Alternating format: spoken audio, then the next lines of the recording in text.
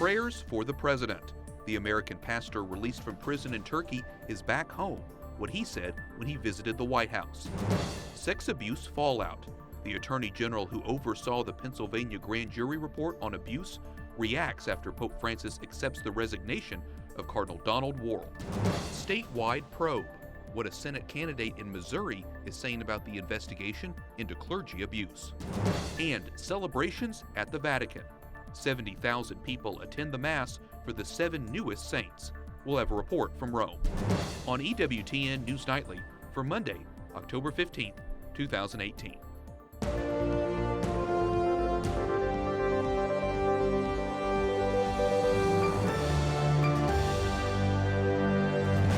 Good evening from Washington, D.C., and thank you for joining us for News from a Catholic Perspective.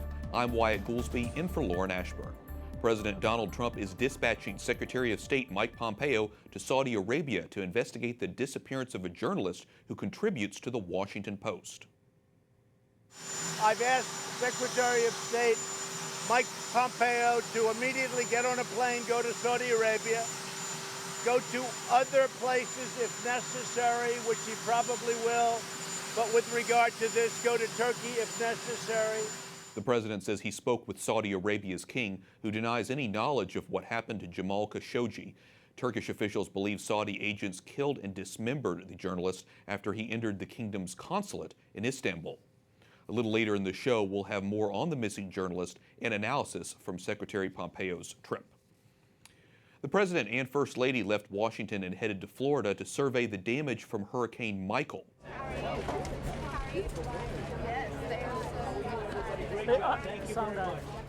The President was shown around by Governor Rick Scott. Nearly 200,000 homes in Florida are without electricity as of yesterday. Another 120,000 homes had no power in Georgia, the President's next stop. American pastor Andrew Brunson celebrates his return to the U.S. The evangelical Christian met with President Trump over the weekend after nearly 2 years of confinement in Turkey. White House correspondent Mark Irons has more. Mark? Wyatt, it was a joyful, prayerful homecoming for Pastor Brunson here at the White House, and his release marks a diplomatic victory for the president. He's back home, and we love the fact that he's back home. He's with his family, and he's a very happy man. President Trump today after a weekend with freed American pastor Andrew Brunson. From a Turkish prison to the White House in 24 hours, that's not bad. The president helped secure the release of Pastor Brunson on Friday. A Saturday Oval Office meeting gave Brunson a chance to say thank you. We especially want to thank the administration. You really fought for us, unusually so, from the time you took office. I know that you've been engaged. President Trump commending Brunson's wife, Noreen, for her persistence. She was calling and calling. She definitely loved you, let me put it that way. But she was calling and she wanted you out. Brunson had been held in Turkey since October 2016, accused of committing crimes on behalf of terror groups. The evangelical pastor who spent years doing ministry work in Turkey denied the charges. On Saturday, he prayed over President Trump. Lord God, I ask that you pour out your Holy Spirit on President Trump, that you give him supernatural wisdom to accomplish all the plans you have for this country and for him. Today we asked President Trump if sanctions imposed on Turkey would be loosened as a result of Brunson's release. We had no deal with Turkey. We don't make any deals for hostages or prisoners. But I will tell you that I feel much differently about Turkey today than I felt about them 2 days ago. I have a very good feeling toward Turkey. 2 days ago, I did not. So that helped. President Trump thanks Turkey for releasing Pastor Brunson. We also asked the president about another topic, whether he needs any concession before meeting again with North Korea. The president told us no. He said it's a complicated situation, but he predicted a lot of good things will happen. Wyatt? White House correspondent Mark Irons reporting. Thanks, Mark. All kinds of reactions continue to pour in following Friday's resignation of Cardinal Donald Worrell, the Archbishop of Washington. Pennsylvania's Attorney General says he is frustrated Worrell won't face any penalties. Josh Shapiro oversaw the state's investigation into decades of clergy abuse. He says it is unacceptable Worrell resigned, seemingly with no consequences. The cardinal has been under fire for his response to clergy abuse scandals, including from when he was Archbishop of Pittsburgh. But not everyone was frustrated. Leaders of the Archdiocese thanked Worrell for his service. Bishop Michael Fisher says he, quote, witnessed Cardinal Worrell's unwavering devotion, untiring energy, and meticulous understanding for the Archdiocese. And Bishop Roy Campbell says he twice asked for an appointment to talk with the Cardinal about a serious issue. Each time you stopped what you were doing to say, let's talk now. I realized that was of concern for me, was of concern for you. Missouri's Attorney General says the state's dioceses are cooperating with his look into clergy abuse. Josh Hawley made Missouri the first state after Pennsylvania to launch an investigation. Correspondent Jason Calvey spoke with the Attorney General. Jason? Wyatt, Attorney General Josh Hawley tells me his lawyers are reviewing church files and hearing from victims. One of the state's largest cities, St. Louis, is named after a Catholic saint and king. But only about 13% of Missouri's 6 million residents are Catholic. I met Hawley as he hit the campaign trail. Campaigning for Senate. Missouri Attorney General Josh Hawley updates me on his investigation into Catholic clergy sex abuse. We have now made on-site visits to every diocese and the archdiocese. We've looked to see how many files they have. There's a lot. We have begun the review of all of their files. We've also talked to victims groups around the state. We have talked to victims directly. We're soliciting input from the public, and we've had a pretty voluminous response from folks. Hawley launched his investigation in August. The first after Pennsylvania's scathing grand jury report. It accused 301 predator priests of abusing more than 1,000 child victims. St. Louis's Archbishop Robert Carlson tells me he welcomes Hawley's review. I did invite him because, first of all, we have nothing to hide, and I know that there's doubt in the minds of the lay faithful. Hawley says he hopes Missouri's investigation will be wrapped up faster than the 2-year probe in Pennsylvania. And I know a lot of Catholics really support this move to investigate. They want to see the church purified of corruption. There's other Catholics that say, well, why aren't you targeting the public schools? Why aren't you targeting juvenile detention facilities? You know, I would say that I think that it is important that the public have confidence in their leadership, and that includes in their religious leadership, the church leadership. And, you know, I'm a believer myself.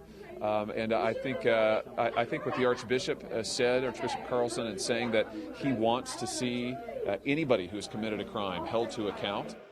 Some critics criticize Hawley's investigation because he can't subpoena or force testimony. Priest abuse ranked #1 among the mainstream media's Catholic-related stories in September. That's according to an EWTN Commission study by Kantar Media. Now, Hawley has 22 days to campaign before Election Day. Polls have him tied with Democrat Claire McCaskill. Wyatt? One of many important races will continue to follow. Capitol Hill correspondent Jason Calvey reporting. Thanks, Jason.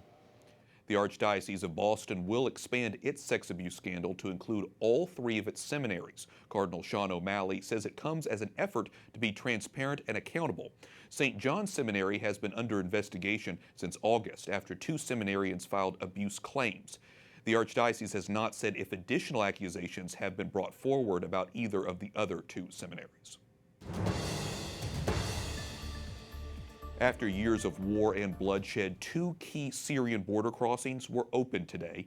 One of them is with Jordan for use of commercial traffic. The other route is with the Israeli-held Golan Heights. It'll be used by UN peacekeepers. The 2 crossings had been closed for at least 3 years. Some say the move is a positive boost to President Bashar Assad's government.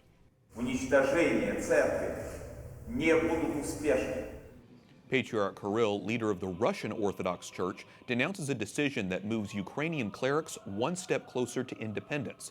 This after Bartholomew I, a top Orthodox leader, says he will not condemn churches in Ukraine from splitting from Russia. The Ukrainian faithful have been under the Russian Church's jurisdiction since the late 1600s. President Petro Poroshenko has led the push for autonomy. North and South Korea agree to break ground on an ambitious project to share railways and roads. The countries held face-to-face meetings today in the latest push for peace on the peninsula. Since last year, there have been 3 inter-Korean summits. There are fears in Washington the agreements are coming too quickly. Pope Francis defrocks 2 more former Chilean bishops accused of sexually abusing minors. Vatican spokesman Greg Burke explains why the Holy Father made the decision. The Pope has dismissed from the clerical state. That means he's defrocked 2 former Chilean bishops Archbishop Cox and Archbishop Ordonez Fernandez. Now, this was on account of abuse of minors. It was a decision taken by the Pope, and it has no appeal. The Vatican says the evidence of abuse was so overwhelming a canonical trial was not necessary. The announcement came on Saturday, the same day Pope Francis met with the president of Chile. In May, all active bishops in Chile offered to resign over their collective mishandling of the abuse scandal. So far, Francis has accepted the resignations of 7. The Catholic Church now has 7 new saints, including 2 men who were towering figures in the 20th century. Over the weekend, Pope Francis led the canonization Mass, calling the newly declared saints prophets who shunned wealth and looked out for the poor. Vatican correspondent Juliet Lindley has more.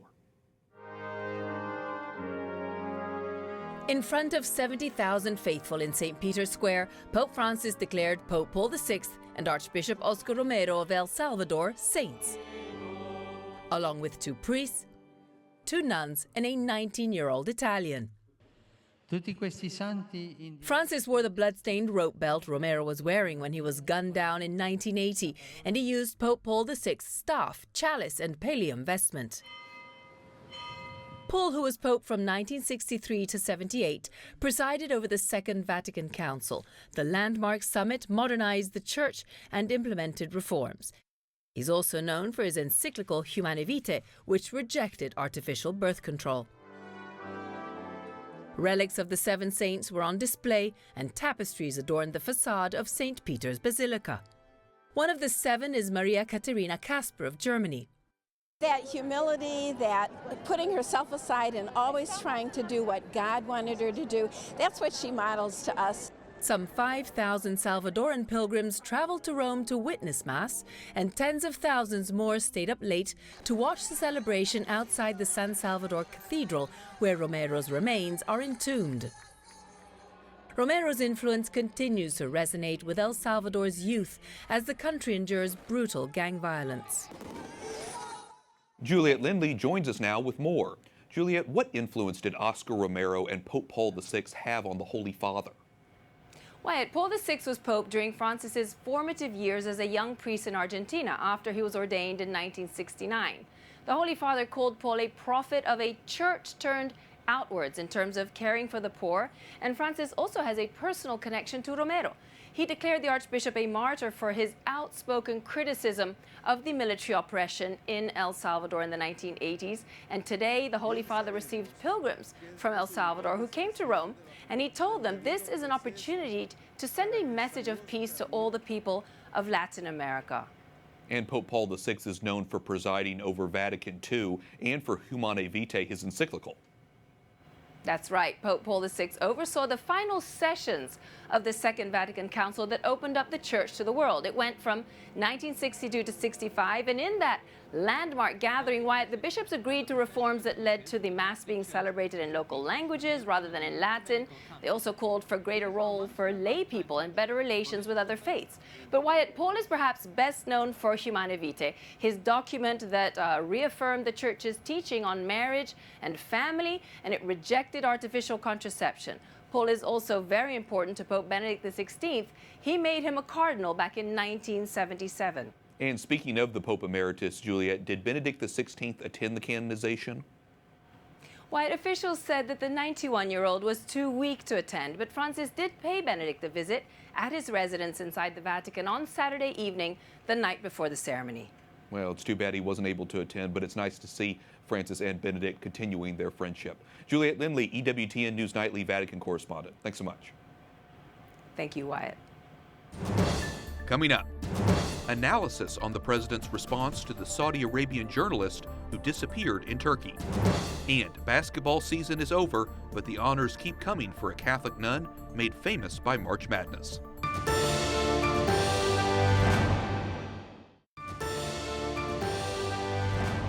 Welcome back. I'm Wyatt Goolsby, in for Lauren Ashburn. Secretary of State Mike Pompeo is on his way to Saudi Arabia to meet with the country's King Salman. President Trump says he spoke to the king about the disappearance of journalist Jamal Khashoggi. I can only tell you that his denial to me was just one very, relatively fast phone call, probably lasted 20 minutes. His denial to me could not have been stronger. that he had no knowledge, and it sounded like he and also the Crown Prince had no knowledge. Khashoggi is a Saudi native who disappeared while he was in Turkey. Some believe he was killed while inside the Saudi consulate in Istanbul.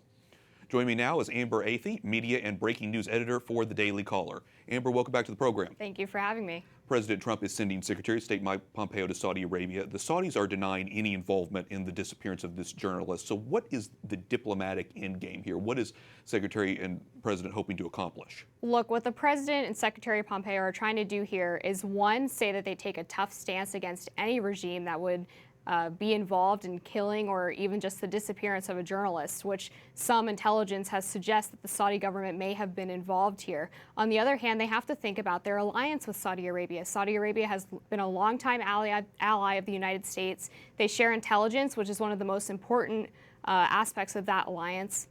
And there's also, of course, President Trump's $100 billion arms deal to consider here. So they're trying to balance those two aspects of this situation and hopefully come out with some kind of diplomatic solution that shows they're not going to tolerate any type of behavior from an autocratic regime that would silence journalists, but that they're also going to try to keep this alliance intact. So many factors here. Khashoggi was a journalist who contributed to the Washington Post. He was critical of the Saudi regime. President Trump is a vocal critic in the past of American journalists. So how likely is it, are we going to hear President speak out in defense of freedom of the press and of journalists now that this is happening? I think it would be entirely likely that he would speak out in favor of this journalist because, as we know, Trump's criticism of the press at home is that he doesn't like the stories that they write about him, but it's never been about silencing the press. It's that he hopes they cover him in a more favorable light. So I think some people are trying to liken his stance on journalists at home to the things that the Saudi Arabian regime is doing to journalists like Khashoggi, and that's very just disingenuous for them to do. You mentioned all these factors in the region that we have to consider as we're thinking this from a diplomatic point of view, but I'm also wondering about the timing here because Khashoggi disappeared at the Saudi consulate in Istanbul last week, as we saw Turkey release Pastor Andrew Brunson. So I'm wondering if is there a connection here with the timing. Was this a move by Turkey to try to gain favor with the U.S.? Right, and a lot of people have been speculating that. President Trump denies that the timing of the release of Pastor Brunson has anything to do with that. But we have to consider that Turkey was basically the first regime to come out and blame Saudi Arabia for the disappearance of Khashoggi. Their intelligence showed that he was killed inside of the Saudi consulate in Turkey. And then, of course, U.S. intelligence shows that the Saudi Crown Prince was responsible for asking his people to basically kidnap Khashoggi and bring him in. There are several reports out now, one on CNN, that sources are saying that he was actually killed during an interrogation process and that perhaps it was done unintentionally. So that's the latest that we're hearing from the Saudi regime. But Turkey has been definitely pressuring the United States to take a tough stance with them against Saudi Arabia. Okay, well, hopefully we'll be able to find out more information this week as the investigations are underway. Amber Athey, media and breaking news editor for The Daily Caller. Thanks so much. Thanks for having me. Massachusetts Senator and possible 2020 Democratic presidential hopeful Elizabeth Warren released DNA results today in a campaign video. The facts suggest that you absolutely have a Native American ancestor in your pedigree. A professor from Stanford Genetics administered the test. He confirmed Warren's Native American heritage claims between 6 and 10 generations ago. President Trump has repeatedly suggested Warren is lying about her heritage. A Catholic nun is given an award by the state of Illinois. You could almost say it was a slam dunk. Sister Jean Schmidt, the 99-year-old chaplain for the Loyola Chicago basketball team, was given the state's Senior Hall of Fame honor. She won hearts as she cheered on the Ramblers, who advanced to the NCAA tournament's Final Four for the first time since 1943. The National Bobblehead Museum even made a doll in her likeness. Up next, we return to Rome as the Synod on Youth continues, and a Catholic-themed exhibit in New York breaks a decades-old record.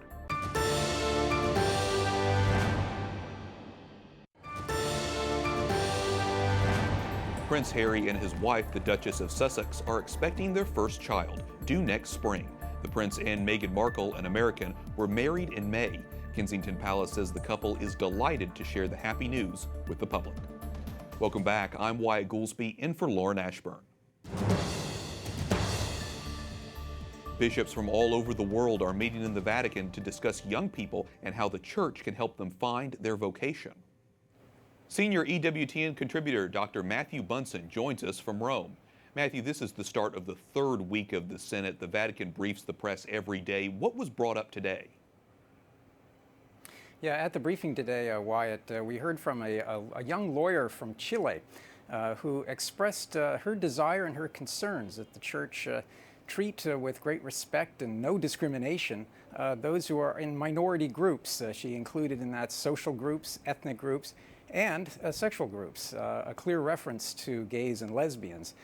It is that very point, I think, that has been something of a worry for a lot of people here in Rome regarding this synod, especially as we enter this third week and the synod begins work on sort of the final act, if you will, of the different documents that they're trying to craft as a response to the synod to the Pope's request to help young people. The director of Vatican Communications today actually anticipated many of the questions that are being asked about the process and said that, yes, the voting is going to go on as it has, but there's still a lot of unanswered questions. And one thing that's especially clear is that the working document, the so-called Instrumentum Laboris, the blueprint for the Synod, is not very popular at all with these bishops, at least a large number of them, and they want an entirely new document to sort of emerge out of the Synod. Interesting. Well, Pope Paul VI began the general tradition of holding a synod back in 1965. What impact do you think his canonization now will have on the current synod? Well, just yesterday he was declared a saint of the Church. The Pope who began the Synod is sort of overhanging the Synod. We have large questions of human sexuality in the Synod. The Pope, of course, Pope Paul VI, was the author and architect of Humani Vitae, that is stressing authentic teaching of the Church regarding human sexuality. That is a major topic here, and a number of bishops, I understand, have been raising that issue in their small language groups. Also, the Pope of Prudence, as Pope Paul VI was called, is, I think, a role model for a lot of the bishops here who want to be very careful in how far this synod goes in addressing issues, especially of human sexuality. Well, let's follow up on that a little bit. This synod is taking place amid a global sex scandal, one that's exploding certainly here in the United States. Is there any word on who will succeed Cardinal Donald Wuerl as Archbishop of Washington? Yeah, well, just a few days after his resignation, people here are still discussing that acceptance by Pope Francis of Cardinal Wuerl's retirement, his resignation. We're already moving, though, into the phase of who's going to follow him. And the question for that is one that's a little unclear. However, I'm hearing from a number of sources that it could be very soon, perhaps as early as just a few days after the Synod. Now, as with the McCarrick scandal, as with the Wuerl story, there have been a lot of false stories, a lot of rumors that did not turn out to be true. We'll have to see, but clearly his successor is in the works. That's something that we can anticipate, and we'll just have to wait to see what Pope Francis decides. And we'll continue to stay on top of it. In the meantime, so many important issues coming out with the Synod this week, and obviously an important month for the Church. Dr. Matthew Bunson, EWTN Senior Contributor, thanks so much. Good to be with you. And finally tonight, fashion and Catholicism have trumped King Tut. The Metropolitan Museum of Art says its recently closed exhibit, Heavenly Bodies, Fashion and the Catholic Imagination, set an attendance record. More than 1.6 million people saw the exhibit, breaking the record of around 1.3 million set by King Tutankhamun in 1978. Not an easy record to break, but proof there's much interest in Catholic culture and the Catholic Church. And that wraps up our newscast for tonight. We thank you for watching. For the entire EWTN News Nightly team, I'm Wyatt Goolsby. We leave you tonight with more images from yesterday's canonization at the Vatican. You could rewatch the entire Mass on our EWTN News Nightly Facebook page. Good night, and God bless.